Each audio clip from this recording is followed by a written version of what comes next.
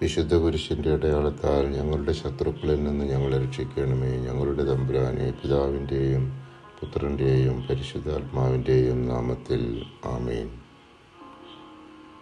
നമ്മുടെ കർത്താവായ ഈശോമിശിഹായുടെ വഴിയിൽ നടക്കുന്നവർ നശിച്ചു പോകാതെ നിത്യജീവിതം പ്രാപിക്കുമെന്ന് ഉറപ്പു തരുന്ന തിരുവചന ഭാഗമാണ് വിശുദ്ധ യോഹന്നാൻ 10-ാം അധ്യായം 27-ഉം 28-ഉം തിരുവചനങ്ങൾ.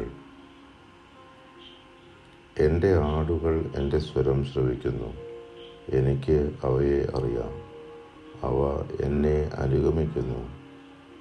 ഞാൻ അവയ്ക്ക് നിത്യജീവൻ നൽകുന്നു, അവ ഒരിക്കലും നശിച്ചു പോവുകയില്ല. അവയെ എൻ്റെ അടുക്കൽ നിന്ന് ആരും പിടിച്ചെടുക്കുകയുമില്ല. നമ്മുടെ പാപാവസ്ഥകളാൽ ഉണ്ടായിക്കൊണ്ടിരിക്കുന്ന ദൈവകോപം ശമിപ്പിക്കുന്നതിന് നമ്മുടെ കർത്താവിൻ്റെ പാടുപീഡകളെ ഓർത്ത് ധ്യാനിക്കാം.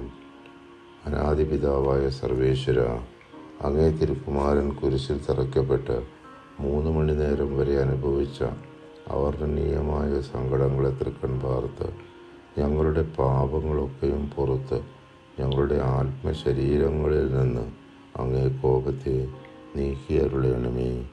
ആമേൻ.